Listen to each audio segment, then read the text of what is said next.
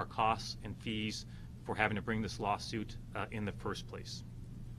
I want to highlight that today's agreement does not end our lawsuit. Rather, it puts our lawsuit on hold. That's often different from a typical settlement agreement where you formally end the lawsuit, you dismiss it while the agreement's in place. That's often the case. That's not the case here. The case is effectively still in place, but we put a hold on it. And the case is on hold while the Department of Energy, completes their obligations that I just outlined, and there are more details of those obviously, while they complete their obligations under the agreement. If they do not meet their obligations under the agreement, we can renew our lawsuit. We have to start all over. That lawsuit's in place. It's in federal court, and we can move forward with it. Hanford workers have an important and challenging job. Those workers deserve to be protected while they perform that work. Hanford is a federal site. The Department of Energy and the federal government oversee the site, which means that it's their responsibility to keep workers safe. It is also Energy's duty to clean the site, and they need to ensure that workers are safe while also cleaning up that site. They need to do both. Yes, they need to clean it up. They need to clean up on a schedule, but they need to do that in a way that keeps workers safe. As you know, the Hanford Nuclear Reservation is located on the Columbia River near the Tri-Cities. The site was used to produce plutonium for the United States nuclear weapons program from 1943 till the mid-1980s. Production of weapons for World War II and the Cold War left behind large amounts of solid and liquid chemical waste, much of which is radioactive. The nuclear waste is stored in approximately 177 underground tanks at Hanford. They currently hold more than 50 million gallons of waste. The tanks at Hanford contain approximately 1,500 different volatile chemical gases. Many are highly toxic. These gases, or vapors, often leak from the tanks, and this is what workers are exposed to and have been exposed to for a long time. So sometimes we talk about the tank farms, working at the tanks. These are the workers who work at the tank farms. These vapors get released from the tanks, and the workers are exposed to them and have become ill. And this has gone on for many, many years.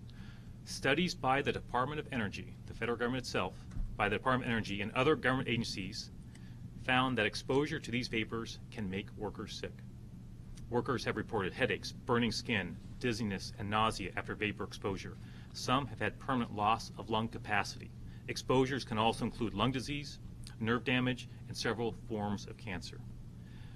Despite all that, the federal government resisted doing what every other industrial facility in Washington state is required to do: put protections in place that capture or destroy these chemicals before they reach workers. That's the obligation that a workplace has. This agreement that we're announcing today ends that resistance and places Energy firmly on the path to developing and implementing game-changing treatment technology. Unfortunately, it has not been an easy road to get here. So in September of 2015, the organizations I mentioned earlier, we sued President Obama's Department of Energy over worker safety. Workers have been getting sick for years. I think talking to Tom beforehand, you said you started working on these issues in 1997. This is going on for a long time. But Energy still, and look, there is no way to sugarcoat this. They did not take it seriously. There were 19 studies in approximately 20 years about this issue. Many of the experts who looked at this issue were the federal government's own experts, and the conclusion was consistently the same. Workers are getting sick, and that sickness comes from those vapors. For example, in 2014, just to give you a recent example, the Department of Energy, the federal government, commissioned a panel of experts to study safety at Hanford. Their report determined that, I'm quoting now, ongoing emission of tank vapors, which contain a mixture of toxic chemicals, is inconsistent with the provisions of a safe and healthful workplace free from recognized hazards. That's the federal government's own experts that they asked to take a look at the situation. The panel went on to cite that the data, quote, strongly suggests a causal link between chemical vapor release and subsequent adverse health effects experienced by tank farm workers. 6 months after we filed our case, nearly 50 additional workers were exposed to vapors. That was a major event. We then sought a preliminary injunction, asking the court to immediately order Energy to implement enhanced safety and monitoring measures. Only then did the federal government implement improved safety measures such as supplied air at the worksite. Supplied air is similar to a scuba mask, for example, and air tank. Other respiratory protections were also put in place. They did not have these protections in place until we filed our lawsuit, and more specifically, filed our motion for a preliminary injunction. After they implemented those temporary changes, the federal government, it should be pointed out, tried to have our case dismissed. They went to court to say, hey, this case should be dismissed. They actually argued to a federal judge that as Attorney General, I did not have the authority or the ability to bring a lawsuit on behalf of the workers at Hanford, and one of their arguments was not enough workers were getting sick for me as Attorney General to have standing, to have the authority to bring the lawsuit to the federal judge. Fortunately, in November 2016, the court agreed that we could bring that lawsuit and denied the federal government's request to dismiss the case, and that allowed our case to move forward. But that interim measures that they have, that supplied air, while it's been helpful on a short-term basis, that is a temporary solution. So we were scheduled for trial coming up next year. So again, today's settlement puts our case on hold, but it does not dismiss it, while Energy does certain things. Again, they're going to pay $925,000. We'll share that with Hanford Challenge. And they're agreed to the phase testing of new technology, again, to capture and destroy those tank vapors. That's important here. Not just have protections when the vapors come out, but to destroy and eliminate those vapors in the first place. They're going to install, and if successful, to implement those changes. Install a vapor monitoring detection alarm system, where these releases are most likely to occur, to keep those current safety measures in place. So while all this is going on, that testing, that implementation, the supplied air stays in place for those workers to keep them safe while they're working at the tank farms. That stays in place while that testing of new technology goes on. And of course, improve sharing of information on these issues. The most promising technology, we believe, is a treatment system created by a company called Nucon, N-U-C-O-N, Nucon International. Their treatment system can capture or destroy hazardous vapors emitted from the tanks at Hanford. It is still in testing, but my team believes that so far the results have been encouraging. Energy must use this system to test on simulated tank waste by the end of the year. Then it will move to test on actual tank waste at Hanford. If that goes well, we then move forward on a timeline to implement the system at a tank farm. In addition to that treatment system, Energy will test a second system called Strobic Air with a commitment to install it in a tank farm. This system would use a jet turbine to send vapors high into the air. At the end of this testing, the parties will come together to negotiate a timeline for installing controls across all the tank farms. And if we can't reach agreement, as I've mentioned before and I want to emphasize, we go right back to our lawsuit. That lawsuit's not dismissed. It stays in place. It's at the federal court. If I'm not satisfied with where this is going, we can go back to court. Bottom line is this is a major and significant win for Hanford workers. After years of dealing with these toxic vapors and hundreds of workers getting sick year after year, we are finally moving towards a lasting solution. I guess one thing I will mention is I'm sometimes asked, well, hey, Bob, what about the workers who have already gotten sick? You know, what can you do for them specifically?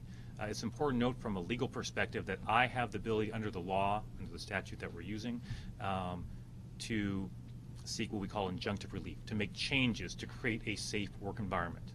I don't have the authority to go and get money, for example, for individual workers. If I did, we would have done that as well. So today we've accomplished what we set out to do with this piece of litigation, to create a system to protect workers. And if Energy complies, we should have few vapor exposures from now on, which means fewer workers suffering from potentially life-altering, debilitating health issues as a result of these exposures. It's also worth pointing out that a lot of legislators working with folks here passed a law at the last legislative session, which we did support, which helps enable those workers to get the compensation that they deserve for getting sick at the Hanford Nuclear Waste Site. That was well documented in the media, an effort we are proud to support, and the folks here really helped make that happen.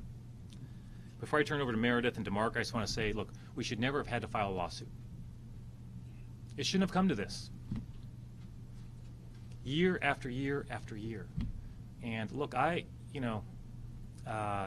own experts tell them what the problem is. Their own experts saying what they can do to fix the problem. It's our own federal government, right? And look, I often say, I speak about this case a lot, if someone's got a tougher job in this state than a worker working on the Hanford tank farm, raise your hand and tell me what it is. I'm curious to know what that job is. The federal government did not do right by those workers, to put it very, very mildly. It's hard for me to think of a case in my entire career that angers me more than this one. It's a bureaucracy that did not recognize what happened. If the workers out there at Hanford were the sons and daughters of members of Congress, it would not have taken a lawsuit to solve the problem. I take no pleasure in saying it, but it is a fact. If the Hanford Nuclear Waste Site was located in Northern Virginia, we would not have had to file a lawsuit. That is a fact. The good news is, working with groups like the union, like Hanford Challenge, we can use the law to make the federal government do what it needs to do and what it should have done in the first place. So it's been a huge team effort. Individuals being brave enough to come forward, organizations putting their muscle behind a lawsuit, which is not easy. It's been years of litigation to get to this point, to resisting even in litigation, the federal government fighting us and trying to get the case dismissed. I will say I am pleased the federal government finally agreed to resolve this case. I was, of course, prepared to take this case to trial, as my team knows. A big part of me still wants to take this case to trial. That said, and we talked about this many times together, this agreement gives us everything we wanted. There really wasn't anything more in a trial that we were seeking for workers, and therefore there's no reason to risk anything at trial. And so it's a great outcome, and I now want to turn it over to Meredith, who will speak next. As I mentioned before, Meredith with Hanford Challenge, and she'll speak next about this great outcome. Meredith. Hi. Thank you all for being here. I'm Meredith Crafton. I'm an attorney with Smith & Lowney, and I represent Local 598 and Hanford Challenge. It's been my honor to represent Hanford workers via the membership of 598 and Hanford Challenge, and to work with Public Justice out of Washington, D.C., and Terrell Marshall Law Group with Blythe Chandler, who's also here. We have had a great team and have been really grateful and appreciative of the Attorney General and his team for taking on this very important fight with us and being willing to put so much commitment and effort into this cause that, as the Attorney General recognized, we've been working on for quite a while. So there's just a long history of worker exposure to toxic vapors at Hanford tank farms, and this alliance has changed the regulatory landscape at Hanford and specifically at the tank farms. And we've used an environmental law here, the Resource Conservation and Recovery Act, to support worker health and safety. And hearing and documenting dozens of stories of sick workers was heartbreaking. And this was constant motivation to fight this lawsuit. And we are appreciative of the Department of Energy for coming to the table and creating this agreement that brings commitment to protecting workers in the interim and also incentivizing technology that can actually capture and treat these vapors to stop these incidences of exposure to toxic chemicals from occurring in one of the most important jobs and missions of our state, which is securing and cleaning up Hanford's nuclear waste. So again, this has been, an incredible legal team using environmental jobs to provide protection for workers. This settlement was executed, today in hopes that we won't have to respond to additional exposure incidences. And, we appreciate Energy's commitment to that now, and we'll continue to hold the Department of Energy accountable and ensure that the agreed upon transparency and technology and development of additional protections for workers gets in place. So again, thank you, and I'd like to turn it over to Mark Moakler of Local 598. Mark, before you come on over, I just want to say I've had the real honor to get to know many of the men and women who are part of Local 598 in the last several years, and look, the local does a fantastic job of representing and standing up for the folks, the men and women who work there at the Hanford Nuclear Waste Site. It's, I just have such respect for the work that Mark and his team do on behalf of those workers. So without anything further, Mark, go right ahead. Thank you for coming out today. I'd like to acknowledge our team from the local. Randy Wally and Jim Milbauer, they couldn't be here today. They had prior commitments. And Nick Bump is standing behind me. Mokler, M-O-K-L-E-R. The United Association of Plumbers and Steam Fitters, Local 598, will always stand firmly with the working people of the Hanford community. It is because of their commitment to this great nation, we the people of this nation stand freely in the world today. The men and women who give and have given their lives towards this cause cannot and will not be forgotten. We must continue to protect their health and safety if we are to endure our mission of cleaning up the site. The cycle of commissioning studies on Hanford's tank vapor problems has led to many key findings, but ineffective solutions with regards to the tank vapor exposure problems. The DOE would initiate a study, analyze the data, and wait for the negative effects of the exposure to settle down, and then attempt to move on. This path resulted in more vapor exposures, more health-related complications, and yet another commission study that didn't repair this dreadful sequence of events. The repetitive and predictable outcome of this replayed itself over 20 times. Optimistically speaking, this unsuccessful cycle of commissioning study after study appears to be jubilantly finished. The settlement of this lawsuit hopefully represents a positive step in ending this type of decision-making by our officials who are in charge of cleaning up the Hanford site. We believe we can now move forward with assurances from the DOE that the issues of tank vapors will be addressed and resolved. Our Hanford workers need an environment in which workplace hazards are eliminated so that they can complete their tasks with minimized risk. It is imperative to the success of the cleanup mission that this be achieved. The mechanisms of this settlement open the door and begin to pave the way for this accomplishment. Local 598 would like to thank Washington State Attorney General Bob Ferguson, his staff, for their participation in this case. Without their engagement, we would have never gotten to the place we are at today. Local 598 would also like to thank Washington State Department of Ecology for their assistance. Their expertise in all matters related has been invaluable. Local 598 thanks Tom Carpenter and his staff at the Hanford Challenge for their vigilance in watching and demanding that the DOE and its contractors make progress towards a safe and clean site for all workers involved in the cleanup. And Local 598 extends a special thanks to the office and staff of Smith and Lowney for their diligence and tireless efforts dedicated on behalf of this cause. Without their hard work and determination, it would not have been capable to arrive at this point and make this settlement a reality. And lastly, to the citizens of the United States, I ask you to communicate with your local, state, and national representatives. Ask questions that demand answers to mandate solutions to the ongoing problem of Hanford tank waste. We need to fix this before an incomprehensible disaster occurs. We cannot let our guard down until the last measurable amount of Hanford waste is safely processed into a stable and secure condition. Only then will the threat to our health and our environment be entirely removed. The people of Washington State should expect nothing less. Thank you. Mark, thanks for those comments. And I think the phrase you used was of the last 20 years, repetitive but predictable, of how it's been, and which I think really captures how it's been.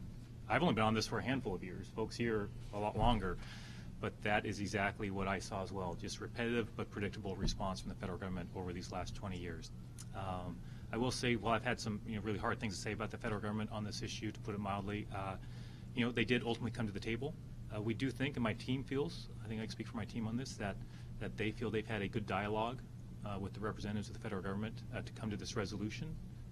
It takes two. It takes all the parties to come together to sign an agreement, and so obviously the federal government, to their credit, did reach a resolution that all of us were agreed on, and that's no small thing. I mean, I think it's fair to say that what we wanted to see in any agreement before we would sign it had to be pretty detailed, and to our satisfaction, that bar was pretty high, and they did meet that. So I think it's only fair to acknowledge that. It just came after too many years and too many workers getting sick. Again, that's just a fact. You can't sugarcoat that, and they have to own that. So with that, we look forward to any questions you have, and feel free to address anyone in particular, or just open it up. Go right ahead. Two things. One, do you have a number of the total amount of workers who have been exposed to vapor so far? And my second question is regarding, I want to see if I can get some elaboration on the vapor capturing and destroying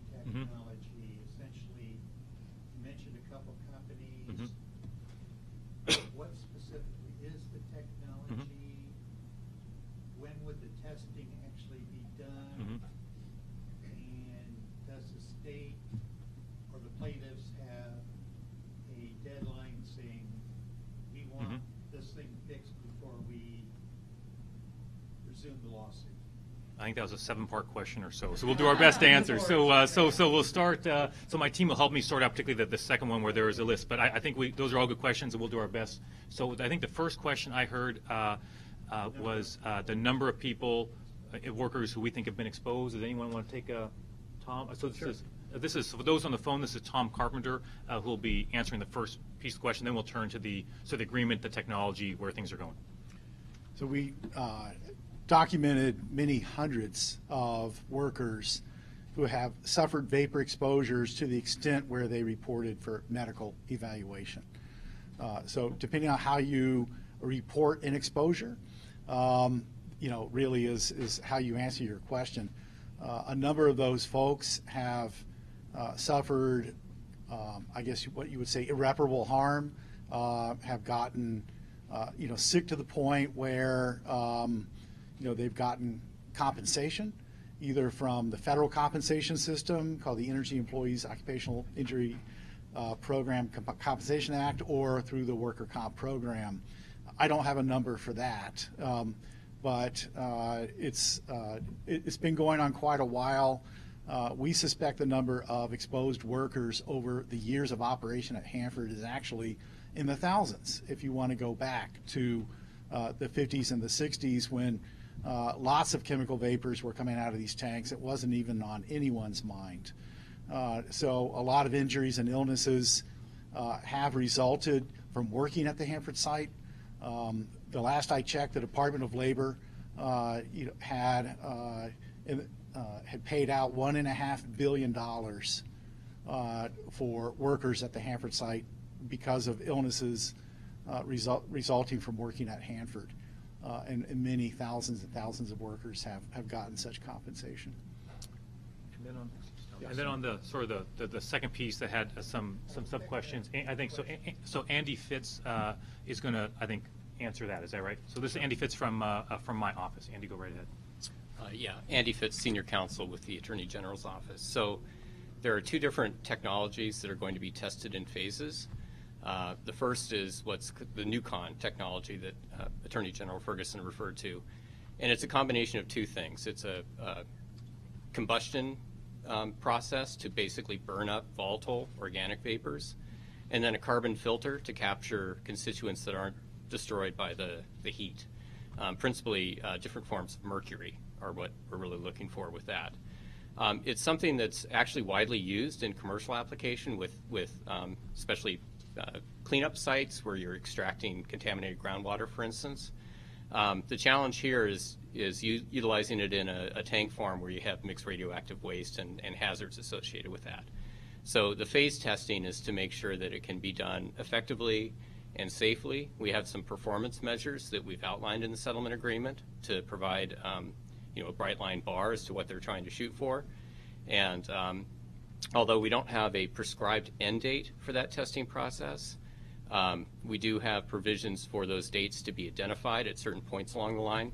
And the working presumption is that it'll be wrapped up by March of 2022. The second technology is called Strobic.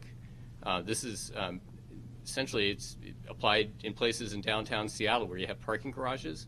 Basically gathers up air and shoots it high in the air. It dilutes a bit in the process. We're less excited about that because it doesn't actually capture or destroy the constituents, but we do think that it's something that should be tested out, and it could even be used in conjunction with the treatment process. There is a firm deadline by the end of, end of November of 2018 to complete phase 2 testing of that, and if that's successful, to install it by 2022 in a tank farm. Why so long between 2018 and 2022? I think some uncertainties with how to configure it in the right farm. There's some space limitations to be worked out. There's also a permitting process that the federal government will have to go through with the Department of Ecology. And you can pass energy, of course, but do you have an approximation of how much that will cost? I do not, actually. And just on the question of cost, I'll just say that, look, everything costs money, right? But it is the obligation of every employer to provide a safe work environment. There are costs associated with that. And That may be particularly acute at Hanford Nuclear Waste Site, but it's our expectation they will absolutely find the resources to put this together. Look, the technology may take some time, to your earlier question, but again, the supplied air remains in effect throughout this process. And again, they've never agreed in the past to any sort of testing or implementation of using technology, again, to eliminate these vapors at their source. And that's the key here. We need to get that to happen. That's not going to happen tomorrow. It's not going to happen in a week. Believe me, I wish it was faster, right? But there are realities that we have to work with and accept. The key, again, at least key I can speak from my standpoint was, and I'm sure for everybody else was, while that's going on, workers still remain on that supplied air, which folks have really worked really hard to make sure we're in place after we started that lawsuit. That was not in effect before we started this lawsuit. So the workers at the tank farms have that supplied air, keep them safe, while this technology, this process goes forward. Let me just give someone else. Yeah, go right ahead. Yes, Mr. Garza, Abe, come on up. Come right on up. So for those on the phone, this is Abe Garza, and I'll repeat the question after it comes in. I just wanted to hear how you've been affected by the vapors issue and what your reaction is to this settlement. And the question is just how he's been affected by working at Hanford and how you feel about the resolution. Well, I think this is a good thing for Hanford workers. As far as how I've been affected by it, I've had a lot of health issues in the past since 2010. Well, even before that, it's changed my life. And I just hope it doesn't happen to other workers out there. So I think what they've done here, I think, is a good thing. And hopefully that more Hanford workers do not get sick. Do these provisions sound promising to you? Yes, they do. I think it's time that Department of Energy faced up to the fact that people are getting sick, and they're, instead of trying to deny it, in my opinion. What was your job there? I was an instrument technician, yeah. Can you repeat that? Instrument technician. I'm sorry, my throat's, that's one of the issues I've got, so. Mr. Garza, what is it like to work with the supplied air? I'm assuming that's been an adjustment for you. It's difficult. You have a 90, 100-degree weather out there. You're wearing the Scott pack on your back, and you have a mask on your face, and then besides that, you have your SWP clothing over that. So you have modesty clothing under that, and you're all taped up, and they call them whites. You have whites over that. And so when it gets that hot outside, it doesn't take very long before your mask is just full of perspiration. And it gets difficult to work out there in them kind of conditions. And people honestly want to get the work done, and they try to get it done as quickly as possible, but but sometimes it's just too demanding, especially when the weather gets hot. Yes. Yes, Essex. You mentioned the long years of resistance from the federal government. What changed? Excuse me. What changed in terms of with the federal government? Yeah, you mentioned they had resisted for more than 20 years. Now there's a settlement. What changed in that resistance? Well, I have my thoughts. I can't say empirically, right, Essex, right, but I can share my thoughts. Others may want to share their thoughts as well. Combination of things, in no particular order of importance, right? Combination of things. One is there has been sustained pressure on the federal government. We mentioned how long folks like Hanford Challenge and others have been working on this issue. Number two, increased media visibility on the issue undoubtedly helped. Number 3, a lawsuit focuses the mind. A lawsuit does not solve every problem in the world, right? I'm aware of that. Every day I think about that. But, a lawsuit focuses the mind. You've got deadlines, you've got obligations, you've got to provide documents, you've got to appear before a judge, you've got to answer questions, right? And there's ultimately an accounting in a courtroom for a federal judge. And, candidly, I think the federal government wanted to avoid that day. They tried to avoid it, motions to dismiss, you name it, right? But that day was drawing closer all the time. And a big part, we knew going into it, the fact that it took a few years, look, when we were here talking 3 years ago, this is not a surprise. I don't think we're disappointed it took 3 years, but I don't think anyone is surprised by that. And that we felt there'd be resistance, there was. But I do think that is, the power of the law, right? It does force a reckoning at some point and an outcome. And so I think a combination, this is just my thoughts, right? I think a combination of those factors and others, individuals like Abe being willing to sign declarations saying, here I am, here's what's happened to me, here's why it's happened to me, here's the impact on my life. Look, that's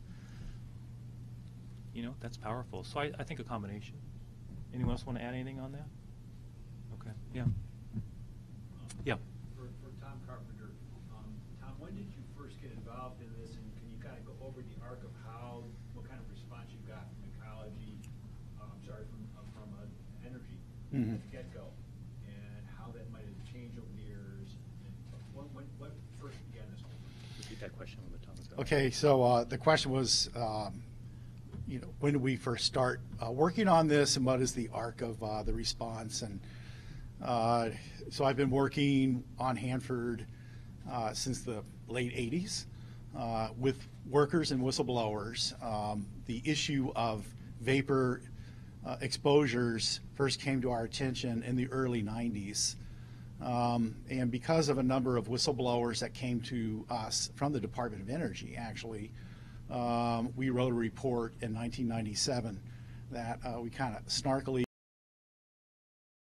at the Hanford tank farms, and it documented what was happening with just one nuclear waste tank, the C-103 tank back then. And that report got a little bit of attention.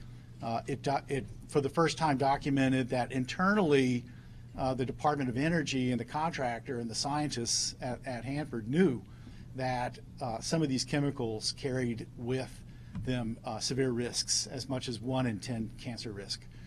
So we put that out there.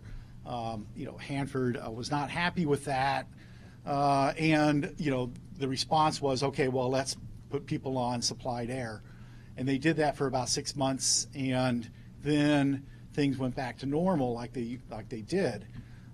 In 2002, we were approached by some more workers, some electricians actually, complaining of the number of exposures they kept happening, which resulted in us doing an investigation and talking to numbers of workers. We documented 86 exposures requiring medical attention in a year-and-a-half period, and wrote a report that was mostly citing Department of Energy and contractor materials that had been provided to us. And we issued that report in 2003. It was called Knowing Endangerment, which is actually a phrase borrowed from the environmental laws, saying if you handle hazardous waste, you cannot knowingly endanger, people. That report got amplified by the Attorney General at the time, who was Chris Gregoire, who ordered her own Attorney General staff in the state of Washington to investigate, as well. And that kicked off Department of Energy and other investigations. So I guess there were 3 investigations came together. And that resulted in supplied air actually being required for about a year and a half. And then they started taking it off as new managers came in and new people from the Department of Energy. And so we put out another report in 2005 called Systemic Injustice that said, here's a system that attempts to deny workers compensation because of these vapor exposures. And we, at that point in time, we had a concerns council, which was trying to mediate issues and problems at the Hanford site.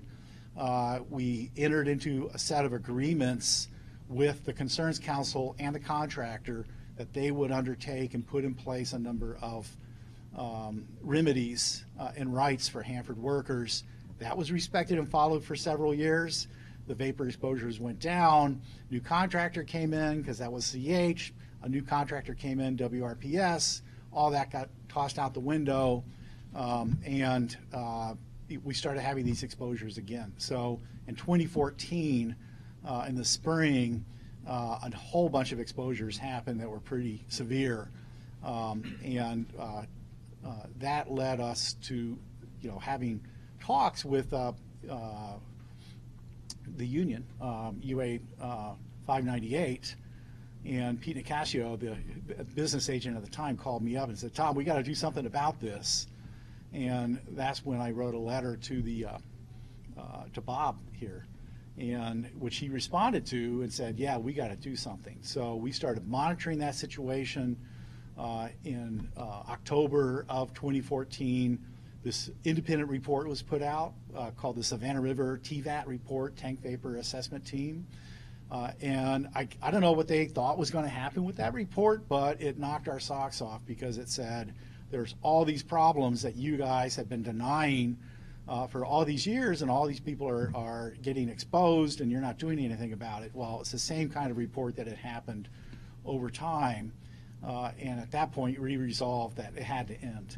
So to kind of answer S's question earlier, it took a lawsuit.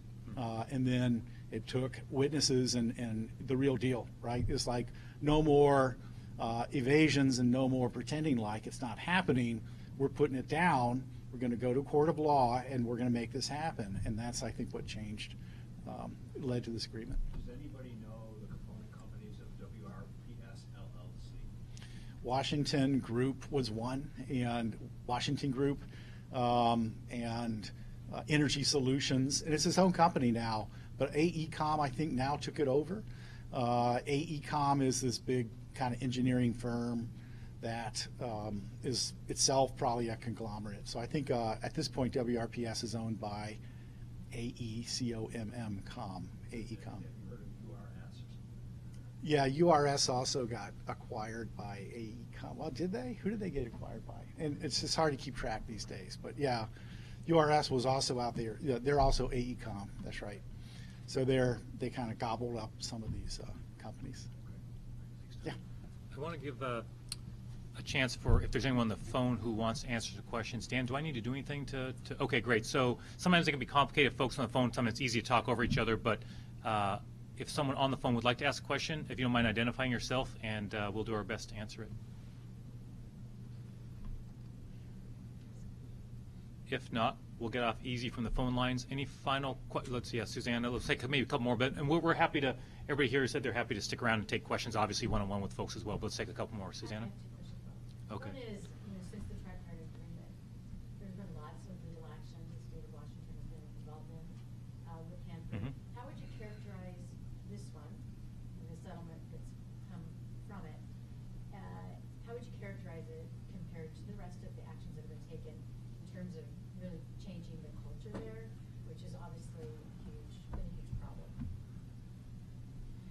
It's kind of a hard question to answer, Susanna. So the question is, just to repeat it, while I think about my answer, right? The question is, it's a good one. Is yeah, no, it's a good. This agreement Yeah. and what's taken place here today. Yeah. In the big picture. No, it's a good question. So the question goes to how we characterize the outcome here today, and I think in the big picture, I think you were saying, hey, in terms of moving to change the culture at Hanford with the federal government, others should feel free to chime in as well. I really feel that This is yeah, but so this is Bertola who's going to just step right up to the microphone, Bertola, they can hear you. There's been several steps, but I also feel like everybody that's been up here, but I also feel Susanna has played a real important role in keeping all of this in the front lines and putting faces to the injured workers, and their stories has been phenomenal in helping that. But I think one of the questions is what is different. I really feel the first thing when I saw these guys working was, for once, the workers are being heard. and not only heard, but now there is steps to correct and to prevent further workers being injured. And I think that's critical. I think it's critical for the people that continue to work there. It's critical for the future workforce that is going to be there probably for a few hundred years more in monitoring and processing. I think, to me, that has been the biggest part, that finally they have came to terms to sit down and negotiate and have plans and actual equipment that will prevent with further injury with the vapors. The vapors are very critical, and like my husband, he did work out there for a long time, but that last vapor inhalation he had, he's lost 76% of his lungs. He got toxic encephalopathy, peripheral neuropathy, heart issues, and it kind of just goes on. And that is very important, so future workers, that does not happen to them. And I feel like all of these procedures that have been put in place, and a lot of excellent workers and a very strong Attorney General to put his foot down and help the workers that live in his state, has been critical. Thank you, Patrola. That says a lot. I think what I would add to that is, when it comes to the culture, which I think is a really important question, which is why I'm thinking about my answer a little bit, is, look, it's difficult, to put it mildly, for any of us to change the culture of the federal government, right?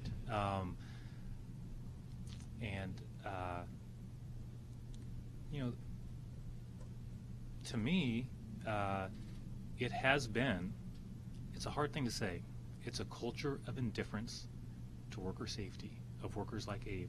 It's heartbreaking to hear all the list of, right, the health challenges, right? That's, it breaks my heart, right, to hear that. What other word can you use to describe it? What other word is there other than indifference? And so, change the culture. It is my hope, I don't think I can use the word expectation, but it is my hope that these stories, this litigation, this outcome will drive them to change that culture. I can't speak to how confident I am. What I can say is that I'm confident all of us here will make sure that the federal government honors every obligation they're signing on to today. We're going to make sure they do that. If not, I can assure you we'll be back in court. And I'll be far less likely to agree to any resolution short of a day before a federal judge. That is for sure. This is their last best shot. Okay? No, their last best shot. And so you will see, how that shakes out. But, it's, I often say when speaking about this case, when I speak to a Rotary Club somewhere around the state, imagine it's your son or daughter working out there. How would you feel if this was going on, right? Repetition, but no surprise, right? Right? Over and over again, nothing changes. And so we'll see. But the culture does need to change. Changing culture of any operation is not easy, but they need to if we're going to ultimately reach the outcome that all of us want and that folks like Abe and Bertola, deserve. Maybe. My second question Yeah. is, Oh, sorry. Go. Yeah. I've heard it more than once, and I'm guessing it might be the most insulting thing that sick Hanford workers have ever heard, and that is for a WRPS representative to say there's never been vapor exposure that's hurt anybody, and that same phrase was said in that courtroom in Spokane. Yeah. Where a lot of us were there a couple years ago. Yep. During this process, and you also said, Bob, that you don't know what else you could get that would be better than this agreement, and congratulations. But I think one thing that the workers might want to hear is for them to admit it. And That's a really good point. Yeah. And to be accountable. And any time in this process, Yeah. they finally admit they have been making people sick for decades, or anything close to that. I can answer that question. You want to? Tom will take it first. Others may want to weigh in as well, but a fair point first. Number one on your point, right? And Tom. Yeah. No. It's it's been very difficult. We were gratified that the federal judge in the decision in the motion to dismiss pointed out that workers were being exposed and were becoming ill, and said that the record was replete with such examples. So we have judicial notice, but we have more than that, the testimony of many, many workers and their doctors and independent outside experts that have reviewed the situation. And it has always been a mystery to me why the Department of Energy and the company out there continues to engage in constant denial. One of the very first recommendations in that Savannah River TVAT report, the tank vapor assessment report, was you have to own up to the fact that these vapors are dangerous and have caused, exposures in the past, and they've never done that. So they've never even accepted their own expert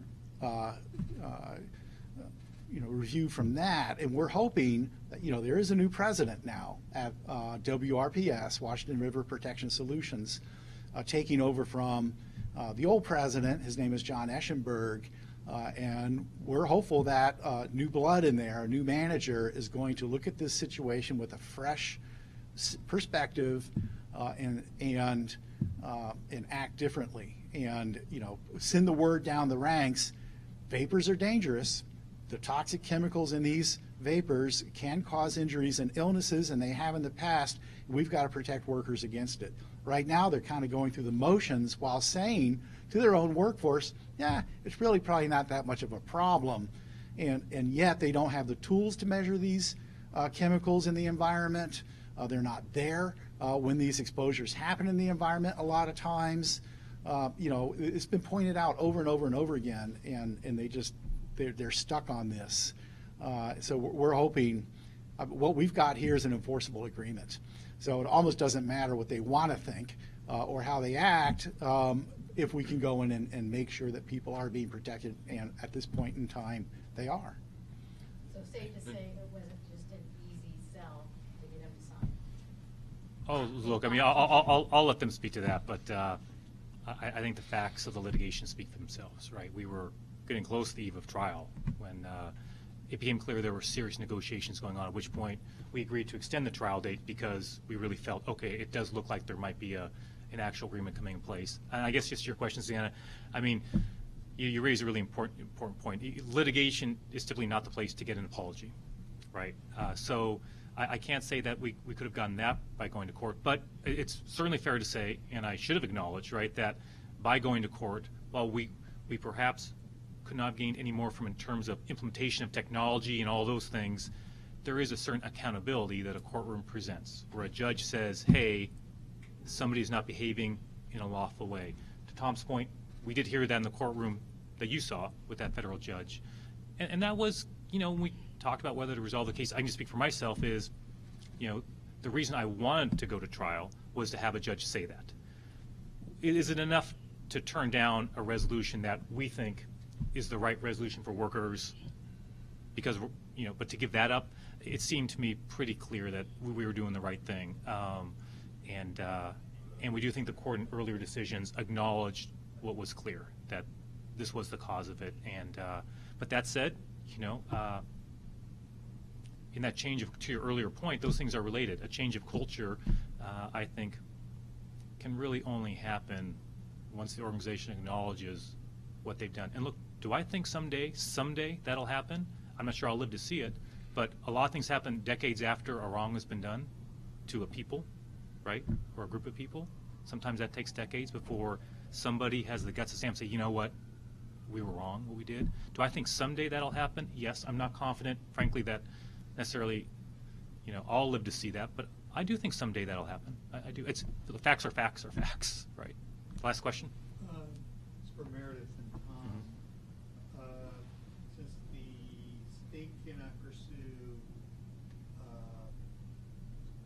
financial remuneration for people who are already exposed to the vapors and for their illnesses, either one of your organizations planning on pursuing such reimbursements? Well, I can can first say that under the environmental law under which we brought this case, no one can. Yes, under RCRA, no one can receive money for damages. So it's an environmental statute for injunctive relief, and some provisions of it allow for penalties. That wasn't the case in this situation, and it allows for the recovery of the cost of litigation, but it's an environmental statute that seeks to remediate problems. There are other options for individual workers. I'm not taking on any of that at this time. I don't know if Tom or the union wants to speak to that. One of the main focuses of all of these organizations has been to help workers with compensation programs, to be able to get compensation for their illnesses, to have the health care that they need. So thanks for those questions. Just a final thought for wrap up. We are available for questions. Oh, yes, absolutely. Absolutely, go right ahead. Mark's going to be speaking about the earlier question. Your first question about culture change. And I'd just like to say, we all know that lawsuits and litigation put us into adversarial roles. But with that being said, we have noticed that the department has open lines of communication with our organization. And we're now getting into the room and having conversations with them about issues, more so than I think we have in the past. So I think that's been a cultural shift. And I think it's been beneficial, for us and hopefully for labor in general, that they are willing to now sit down with us and discuss with us the problems, the issues, and try to figure out solutions. Yes. Just to follow, I've seen the term nuclear veterans used. Who are the nuclear veterans? So those are the people that have worked at the Hanford site, and I would imagine the other DOE complex sites throughout the United States, and that's the term of reference that has been applied to them. And as these people retire out that are currently working, I think they too will become the nuclear veterans. And it is clearly a special service and it's come with special risks. Absolutely. Absolutely. Thank you. And just a final thought. I mean, you've all asked, I think, really good questions. I think just to that last point, I think it is, look, an agreement was reached. I mean, that says something, right? I don't want to suggest a culture change, but that's the right direction. That's the right step. They didn't have to do it. I'm sure there are elements of this agreement that were not easy for the federal government to sign on to, right? That they have strict obligations and they know we're monitoring those. It may be a small thing. They got to cut a check for almost $1 million, right, to their adversaries in this litigation. That's not an easy. We've all been on the other side of that as litigators. That's not an easy thing to do, and so you even think about what to say at this press conference. I'm mindful that there has been some better communication, right? They did sign the agreement. That's important, and I hope that continues. My team feels the same way. I know that those thoughts you just heard, my team feels the same way. There's been good conversations to reach this deal. So we'll see where it goes from here. I guess just a final thought is that, again, I just want to thank everybody who's here, who's worked so hard on this. I mean, it's been a lot of folks who aren't here who couldn't make it or have retired. I think of folks like Rob Costello, who's a deputy in my office over many AGs, from Chris Gregoire to Rob McKenna and myself, who in those early conversations in our office, Rob was at the table and had some key insights into, possible merits of litigation. I put a call into him earlier this morning. There's all of our organizations have a lot of folks who have been, just putting the time in. And it wasn't, from the beginning, it wasn't, the path is not always so clear when you start out. A lot of folks are critical of the lawsuit.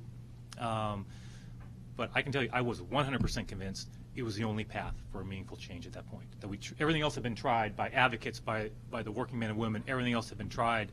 That was the last critical piece. And so it's a day of optimism. I mean, I think, candidly, I think we all feel good about, undoubtedly we feel good about this. And it's our obligation and the obligation of our government to do right by folks like Abe and Bertola and all the workers out there to honor this agreement, to change that culture, and hopefully someday to acknowledge, to your point, Susanna, what has happened in, frankly, a more forthright way. But thanks all for being here. We appreciate the questions, and we'll look forward to chatting one-on-one. Thanks again. Thanks. Great job. Yeah. Thanks so much. Yeah, thanks for being here. Yeah, thanks. Yeah, appreciate it. Yeah.